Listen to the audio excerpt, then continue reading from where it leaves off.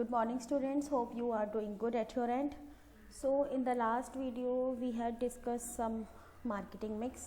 Marketing mix में हमने discuss किया था प्रोडक्ट का हमने ब्रांडिंग डिस्कस कर लिया था. Now we are going to move towards packaging product से रिलेटेड है, बिकॉज मैंने आपको बताया था प्रोडक्ट में सारे कंपोनेंट्स एक साथ आएंगे, whether it is branding and packaging. So under packaging जो हम कवर देखते हैं अपने प्रोडक्ट्स के ऊपर जो लगा होता है उसे पैकेजिंग बोलते हैं. आपको लगता होगा कि it's just a simple task, but it is not at all, because packaging को बहुत ध्यान से हमें इम्प्लीमेंट करना है अपने प्रोडक्ट्स पे, बिकॉज इसके बहुत सारे फीचर्स होते हैं, बहुत सारे बेनिफिट्स होते हैं जो हम आगे पढ़ेंगे. So let's read. So the company always supply the products in packaged form. For example, Pepsi comes in bottle, Surf in bag, biscuits in wrapper and oil in jar. So packaging are the process of designing and producing appropriate wrapper, container or bag for the product. Means हमें ऐसा wrapper, ऐसा container, ऐसा bag जिससे हमारा जो product है वो मोर useful हो और यूजेबल उसकी वैल्यू बढ़ जाए. So the packaging always plays an important role in the marketing success or failure of products. It is a part of product mix. So packaging के हम बहुत ज़्यादा इंसेंशियल पार्ट है, बिकॉज इससे हमारा प्रोडक्ट सक्सेसफुल होता है, फेलियर होता है. बिकॉज अगर वो खुलने में प्रॉब्लम कर रहा है या यूज़ नहीं कर पा रहे हैं हम उसको, तो वो प्रोडक्ट लोग खरीदेंगे ही नहीं. So packaging is essential for displaying necessary information.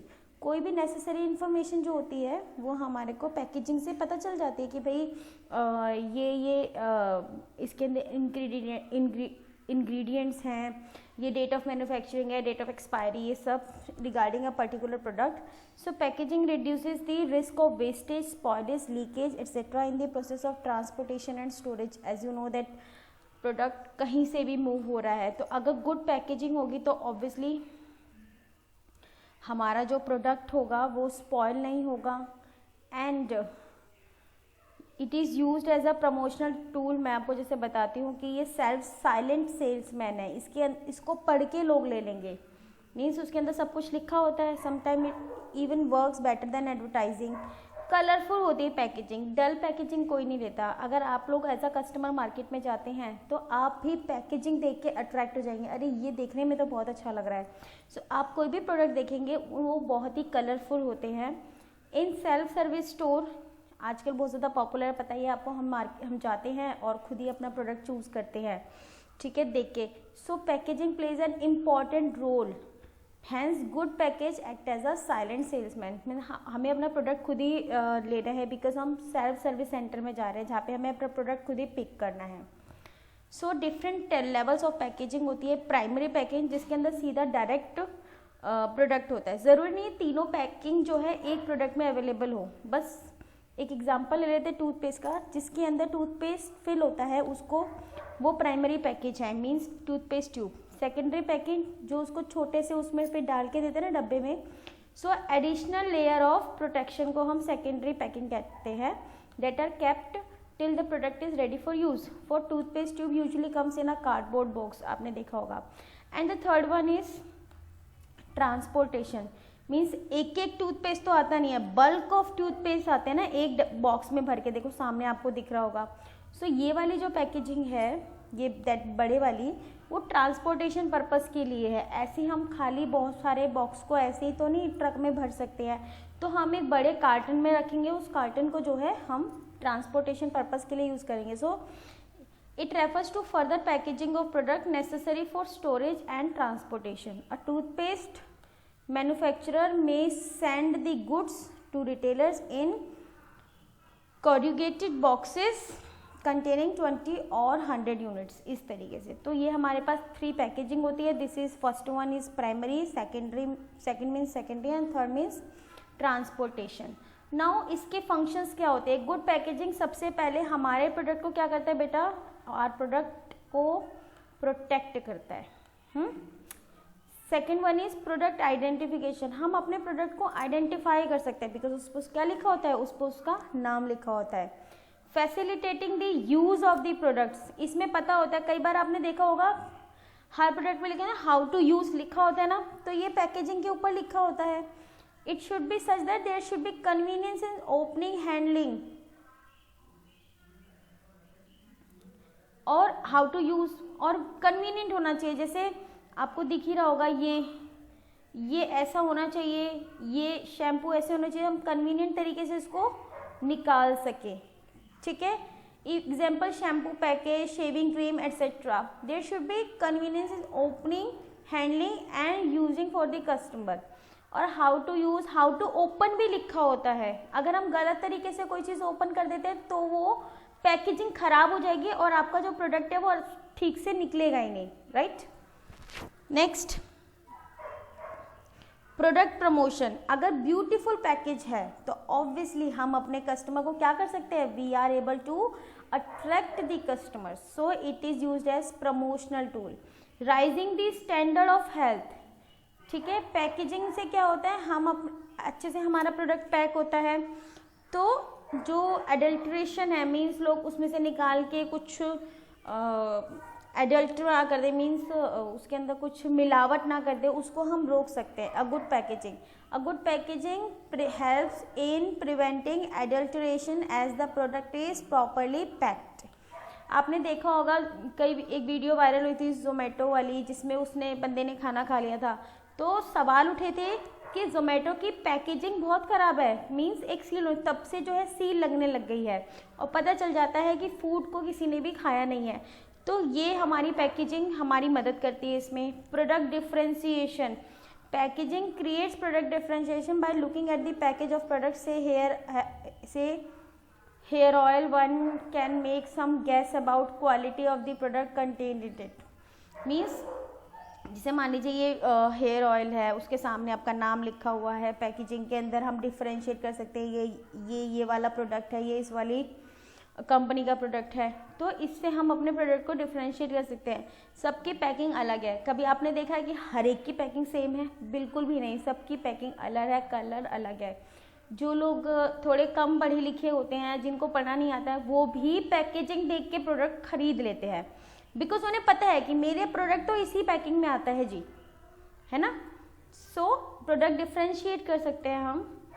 Now हमारा जो सी पार्ट है, मीन्स प्रोडक्ट मिक्स में सबसे पहले हमने ब्रांडिंग पढ़ा, फिर packaging. Now we are moving towards C part which is labelling. So labelling means putting identification mark. Simple मैं अगर आपको बता दूं, ये आपको बॉटल सामने दिख रही है, ये जो सब कुछ लिखा हुआ है ना, ये सब जो है हमारा ये लेबलिंग है. और ये स्टैट्यूटरी रिक्वायरमेंट है. स्टैट्यूटरी मतलब आपको लिखना ही लिखना है, आप इसको हटा नहीं सकते हैं कि हम नहीं लिख रहे. सो इसके अंदर क्या क्या होता है देख लीजिए. It means putting identification marks on the package. It provides information like name of the product. आपको एग्जाम में पूछा जाएगा, बताइए लेबलिंग में क्या क्या लिखा होता है. तो first one is name of the product, name of the manufacturer, क्या वेट है, क्या प्राइस है. ये तो हम डेफिनेटली देखते हैं, बट इसके अलावा भी कई चीज़ें लिखी हुई. जैसे आप सिगरेट देखेंगे, आपको लिख कर देखेंगे तो उस पर लिखा होगा that drinking is injurious, smoking is injurious. तो ये स्टैट्यूटरी वार्निंग है जो गवर्नमेंट की गाइडलाइंस के अकॉर्डिंग आपको लिखनी है और वो एज अ लेबल आपको यूज़ करनी है. अगर आप ये नहीं लिख रहे हैं, नहीं कर रहे हैं, तो आप वॉलेट कर रहे हैं रूल. सो द लेबल में vary from simple tag attach to the product to the complex graphic. आपने कई बार देखा हो जो आइस की बॉटल आती है, जिस आई ड्रॉपलेट की, उसमें बाहर भी लिखा होता है लेबलिंग के बारे में और अंदर भी एक छोटी सी पर्ची होती है, वो भी डिफरेंट लैंग्वेज में भी लिखा होता है. तो वही ये बोल रहा है कि सिंपल भी हो सकता है और बहुत ज़्यादा कॉम्प्लेक्स भी हो सकता है. So label are useful in providing detail information about the product. देखो ये इसलिए भी ज़रूरत है, जब कंज्यूमर केसेस वगैरह डलते हैं तो इन सब चीज़ों के बारे में देखा जाता है कि कंपनी ने ये सब चीज़ें फॉलो की या नहीं की. और बड़ी बड़ी जो बिग कंपनीज होती हैं वो इन चीज़ों पे बहुत गौर करती हैं, नहीं तो फटाक से उनके ऊपर केस हो जाएगा और उनको करोड़ों का नुकसान हो जाएगा. So it's content, method of use, it is a part of product mix. कौन प्रोडक्ट मिक्स का पार्ट है? लेबलिंग. इसके अंदर वो सारी चीज़ें लिखी होती है जो हमारे को एज अ कंज्यूमर जानने के लिए ज़रूरी होती है. क्या काम करता है label? So label describe the product and specify it's contents. Label बताता है कि इस प्रोडक्ट में क्या है और उसके क्या कंटेंट्स है. प्रोडक्ट का आइडेंटिफिकेशन और ब्रांड भी लेबल के अंदर ही आता है कि नाम लिखा होता है, वो लेबल ही कहा जाता है। जो आपने ब्रांडिंग पढ़ा, ब्रांडिंग आपको जस्ट बताया गया है, पर लिखोगे कैसे? लेबल के अंदर इंक्लूड होता है नेम ऑफ द प्रोडक्ट या ब्रांड का आइडेंटिफिकेशन मार्क लिखना। So the label helps the customers to identify the product और brand from various types available. It helps in grading. मैंने आपको पहले बताया था ग्रेडिंग का क्या होता है, हम एक नहीं 2-3 कैटेगरी में अपने प्रोडक्ट को बांटना चाहते हैं। जैसे आपको सामने ही दिख रहा होगा ब्लू, ऑरेंज और ग्रीन, ज़रूर इसमें कोई ना कोई वेराइटी है। मीन्स ये मिल्मास मिल्क है, डिफरेंट कलर्स में आता है, तो कोई गाय का दूध होगा या कोई टोंड होगा, कोई फुल क्रीम होगा, इस तरीके से। तो पैकेजिंग से भी बंदा पहचान जाएगा कि ये अलग है। अब सबकी पैकिंग एक होगी, लेबलिंग अलग होगी, लेबलिंग में भी तो फ़र्क होता है ना। तो लेबलिंग जो होती है हमारी ग्रेड करने में, मीन्स कैटेगरी करने में प्रोडक्ट की काफ़ी मदद करती है। प्रमोट सेल्स मीन्स आपका जो लेबल होता है वो पैकेजिंग की तरह काम करता है और इससे हमारी क्या इम्प्रूव होती है? We are able to promote our sales, हमारी सेल्स बहुत अच्छी हो जाती है। Attractive and colourful label excite customers and induce him to buy the product. अगर बहुत अच्छे लेबल होंगे तो ज़रूर से ज़रूर हम अपने प्रोडक्ट्स को खरीदेंगे, मीन्स हमारे प्रोडक्ट्स कस्टमर खरीदेंगे। Providing information required by the law, जैसे मैंने आपको बोला स्टैट्यूटरी वार्निंग कई बार होती है, जैसे सिगरेट्स पे लिखा होना चाहिए that it is injurious to health, और आजकल तो मूवीज़ में भी लिखा आता है। तो कई सारी चीज़ें होती हैं जो लेबल के थ्रू हम फॉलो करते हैं। So labelling helps provide information required by law, example statutory warning on the packet of cigarettes. ठीक है, एक बार तो ये भी बनाने को आ सकता है कि एक कंपनी का प्रोडक्ट है, आपको जिसमें साथ साथ ही बता रही हूँ कैसे कैसे आ सकता है क्वेश्चन। लाइक एक कंपनी का प्रोडक्ट दे दिया जाएगा आपको और वो बोला जाएगा कि ड्रॉ करिए कोई लेबल। तो थोड़ा सा ध्यान रखिएगा कि एक आध बार आप अपने प्रोडक्ट्स को जब आप ऑब्वियसली खरीदते हैं तो देख लीजिए लेबल कैसा होता है। सो हमने पढ़ लिया अपना प्रोडक्ट मिक्स। प्रोडक्ट मिक्स में बेसिकली 3 थे, ब्रांडिंग, पैकेजिंग एंड लेबलिंग। अब हम बात करेंगे प्राइसिंग की। प्राइसिंग हमारा सेकंड मिक्स है, हम 4 मिक्सेस पढ़ रहे हैं, 4 के 4 मिक्सेस बहुत इंपॉर्टेंट है। तो we are moving towards pricing mix. Pricing में pricing refers to the value that is put for a product. एक प्रोडक्ट की क्या वैल्यू हम पुट करते हैं उसी को प्राइस बोलते हैं। So it depends on the cost of production. आपको पता है भाई क्या कॉस्ट आएगी उसके ऊपर तो ज़रूर से हम प्राइस डिसाइड करेंगे। सेगमेंट टारगेटेड का मतलब ही यही होता है कि मैं किस को अपना माल बेच रही हूँ। जैसे बुक्स होती है, 11-12 की बुक्स है, इसका सेगमेंट मार्केट कौन है? आप लोग हो, कॉमर्स स्टूडेंट्स हो। ठीक है, ability of the market to pay, जिस मार्केट में आप बेच रहे हो वो कितना पे कर सकते हैं, क्या कंपटीशन है, एंड एनी अदर डायरेक्ट और इनडायरेक्ट फैक्टर। इन सब चीज़ों को ध्यान में रख के ही हम किसी प्रोडक्ट का प्राइस डिसाइड करते हैं। So it is an important decision related to fixing the price, क्योंकि हम यहाँ पे फिक्स कर रहे हैं प्राइस, तो ये हमारा प्राइस मिक्स है। Price are the crucial element because customer is very very sensitive to this element. तो प्राइस बहुत ही क्रूशियल है, इसलिए बहुत ध्यान से हमें फिक्स करना पड़ता है। Little variation in the price may shift your customer to the competitors product. देख लीजिए नीचे, तो प्राइस इस तरीके से प्राइस जो है बताता है कि आपको ये प्रोडक्ट लेना है नहीं लेना है, क्योंकि कस्टमर जो होता है ऑब्वियसली आपके प्रोडक्ट को अगर सेम वैल्यू उसे कहीं और से मिल रही है, सेम सेटिस्फैक्शन उसे कहीं और से मिल रहा है, तो वो क्विकली स्विच कर देगा। ठीक है, और आपने ये भी देखा होगा, मान लीजिए एक ही कंपनी के 3 प्रोडक्ट है, जैसे आपको सामने भी दिख रहा है। ठीक है, तो ये वाले ब्रांड तो सबका सेम है, लेकिन इनके अंदर कुछ ना कुछ चीज़ डिफरेंट है। आपने भी कभी कोई चीज़ शॉप की होगी तो देखा होगा इसके अंदर कोई चीज़ एक्स्ट्रा होती है तो उसके प्राइस एक्स्ट्रा होते हैं। ठीक है, ऐसा तो बिल्कुल भी नहीं होता कि अगर मैं पिज़्ज़ा ही ले रही हूँ तो जैसे जैसे हम अपने वेरिएशंस टॉपिंग्स बढ़ाते जाएंगे वैसे वैसे हमारे प्राइस भी बढ़ते चले जाएंगे। तो उसमें जो पिज़्ज़ाज होते हैं वो हर एक कैटेगरी को क्लिक कर सकते हैं, बिकॉज वो ईजी प्राइस में भी पे होते हैं और हाई प्राइस में भी पे होते हैं। सो कौन से फैक्टर्स हैं, this is the important part कि प्राइस जब हम अपने प्रोडक्ट का डिसाइड करते हैं तो हम कौन कौन सी बातों को ध्यान रखते हैं? सो वेरी फर्स्ट वन जो आप सबके माइंड में भी आ रहा होगा वो यही है कि हमारे प्रोडक्ट की आखिर कॉस्ट कितनी आई थी। अगर मेरे प्रोडक्ट की कॉस्ट 10 रुपये है तो कम से कम ये तो फिक्स्ड हो गया कि मुझे 10 रुपये से ज़्यादा में उसको बेचना है, या कम से कम 10 रुपये में तो बेचना ही है, ठीक है। तो जैसे आपको सामने दिख रहा है, इफ़ कॉस्ट इज़ ₹90, उस पर 10% का हमने क्या किया, प्रॉफिट लगाया, तो 9 रुपये, तो सेलिंग प्राइस कितना हो गया हमारा 99 रुपीज़ हो गया। तो इस तरीके से हमने देखा कि हम अपने कॉस्ट को ध्यान में रखते हैं before determining the price. Now second one is extend of competition. जैसे मैंने आपको बोला भाई ऐसा नहीं कि हम कंपटीशन को छोड़ देंगे, कंपटीशन को भी देखना है कि सेम प्रोडक्ट मेरा सामने वाला कॉम्पिटिटर सेल आउट कर रहा है, उसका क्या प्राइस है, क्योंकि मैं उससे ज़्यादा करूँगा तो मुझे दिक्कत है, मेरा तो प्रोडक्ट वैसे भी कोई नहीं खरीदेगा फिर, ठीक है। So when a firm does not face any competition, अगर कोई कंपटीशन नहीं है then it can enjoy complete freedom. Monopoly में है इसका मतलब तो वो अपना प्राइस आराम से फिक्स कर सकता है। If there is competition in the market the price must be fixed by keeping in mind the price of the competitors product. तो प्राइस तभी फिक्स करें जब हम कॉम्पिटिटर के प्राइस को देख लें।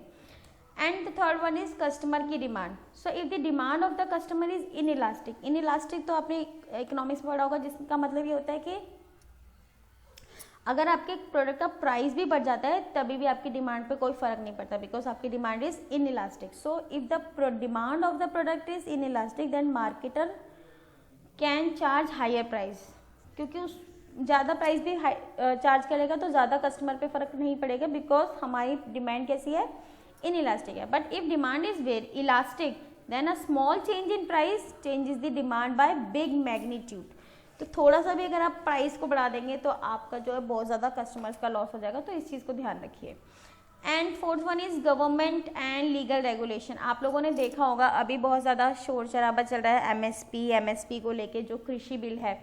सो गवर्नमेंट इसमें इंटरफेयर करती है, गवर्नमेंट बोलती है कि कम से कम MSP means minimum selling price, तो वो बता देती है हर प्रोडक्ट का कि ये आपका मिनिमम सेलिंग प्राइस है। तो गवर्नमेंट ने जो बोल दिया उसको आप हमेशा फॉलो करेंगे, और मैक्सिमम भी बोलती है, तो हमें वो वाली पॉलिसी जो गवर्नमेंट ने रेगू की है वो करनी पड़ेगी। जब नया नया कोरोना वायरस आया था तो बहुत ज़्यादा सैनिटाइजर के प्राइस, मास्क के प्राइस बहुत ज़्यादा बढ़ गए थे, फिर गवर्नमेंट को आना पड़ा, गवर्नमेंट ने मैक्सिमम प्राइजेस को फिक्स किया। उसके बाद आप देखिए आप सस्ते में भी मिल रहे हैं, ठीक है। So we need to follow the government and legal regulations. ज़्यादातर जो एडिबल प्रोडक्ट्स के लिए ज़्यादातर उनके प्राइस, ताकि गरीब से गरीब लोगों को भाई खाना तो चाहिए ना, तो इन मेडिसिन वगैरह ये सब हमारी नेसेसिटीज़ में आती है, तो इनके प्राइस बहुत ज़्यादा गवर्नमेंट फिक्स करती है इन view of public interest only. Public के इंटरेस्ट को, जैसे अभी मैंने आपको बताया कि कोरोना वायरस था, मास्क पहनना कंपलसरी था, तो उसी व्यू में जो है गवर्नमेंट जो है प्राइस फिक्स करती है। ऑब्जेक्टिव ऑफ द फर्म का ऑब्जेक्टिव क्या है? So what is the objective of firm is very important which helps in deciding the price. The profit maximization है, मीन्स सिर्फ प्रॉफिट कमाना है, तो generally high price is fixed, क्योंकि उसे सिर्फ प्रॉफिट कमाना है तो हाई प्राइस फिक्स करो और ज़्यादा प्रॉफिट कमाओ। But where the company is having objective of sales, सिर्फ उसको सेल्स बढ़ानी है, तो सेल्स बढ़ानी है, सेल्स कब बढ़ेगी, जब ज़्यादा कस्टमर हो गए। सो लो प्राइस रखेंगे तो हमारी सेल्स बहुत ज़्यादा इंक्रीज हो जाएगी। तो इट डिपेंड्स कि आपकी कंपनी का क्या ऑब्जेक्टिव है। अगर आपको प्रॉफिट ऑब्जेक्टिव है आपका, तो आप क्या करोगे, हाई प्राइस कर दोगे, और आपका सेल्स ऑब्जेक्टिव है तो आप लो प्राइस कर दोगे, ताकि लोग ज़्यादा खरीदें, बिकॉज आपको ज़्यादा सेल करनी है। And capture the big share in the market.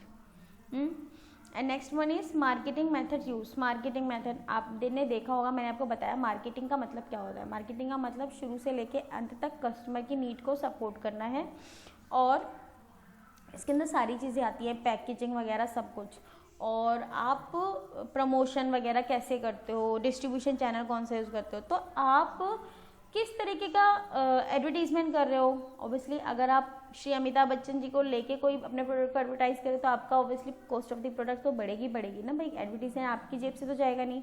So it depends which marketing method used.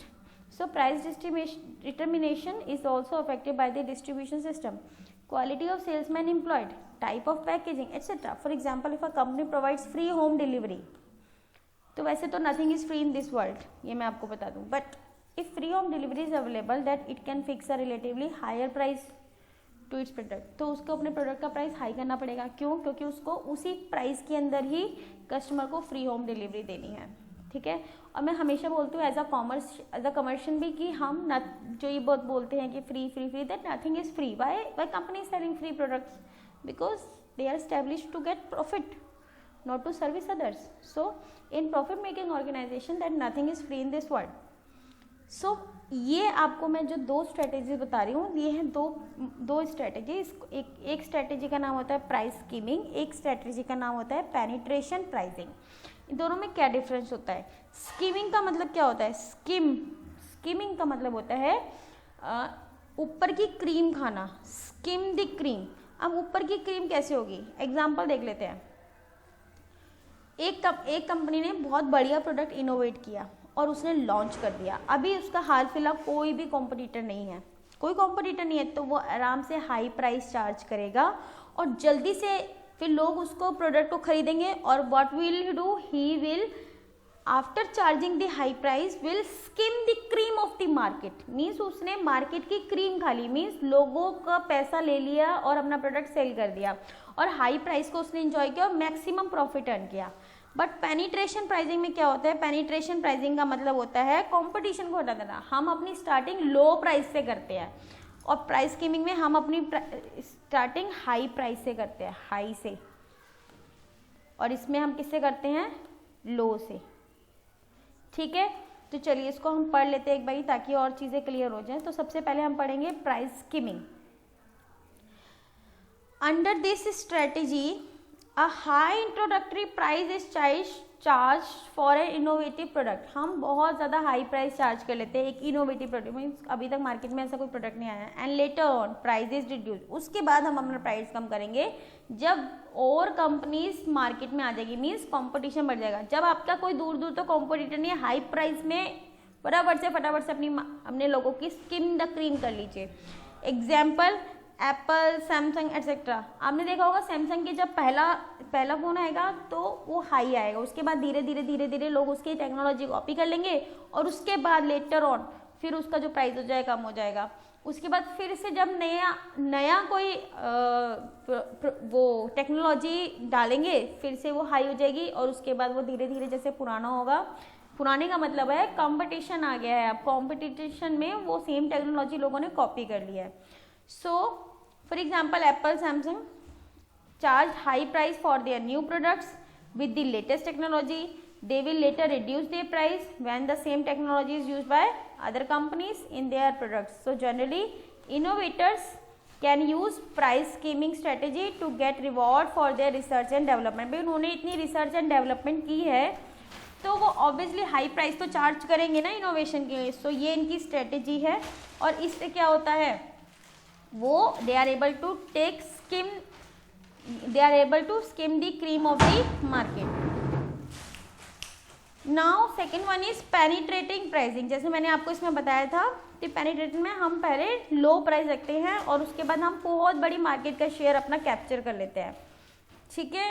और इसका मेन मकसद होता है कि हमारा जो शेयर मार्केट है वो बहुत बड़ा है, मीन्स हर एक के पास ये सिम तो है, जैसे जियो की सिम हर एक के पास मिलेगी, ठीक है। क्यों? क्योंकि उन्होंने पेनिट्रेटिंग प्राइसिंग यूज की थी। So penetrating pricing means using lower initial price to capture a large market. These forces, अब लो प्राइस होगा तो क्या होगा? This forces the customers to buy the product and the company can capture a very big share in the market. So penetrating pricing is attractive when price elasticity of demand is high. Means लोगों को price matter करता है, उनकी जो demand है वो price पे depend है। Easy substitute that products are available, और वो इजी सब्सटीट्यूट है। जैसे Reliance Jio company followed penetrating pricing strategy when it introduce mobile phone service. So Reliance offered mobile phone, call rate and data rate at very low price and it helps to capture the big share in its market. तो जब हमें market में अपना बड़ा share लेना है तो हमें पेनिट्रेशन प्राइसिंग को इस्तेमाल करना पड़ेगा। नेक्स्ट वन है प्लेस मिक्स, जो हम पढ़ेंगे नेक्स्ट क्लास के अंदर। अभी के लिए बस इतना ही बच्चों, और इसको आप अच्छे से रीडिंग कर लीजिए। In case you have any doubts please contact me. Thank you.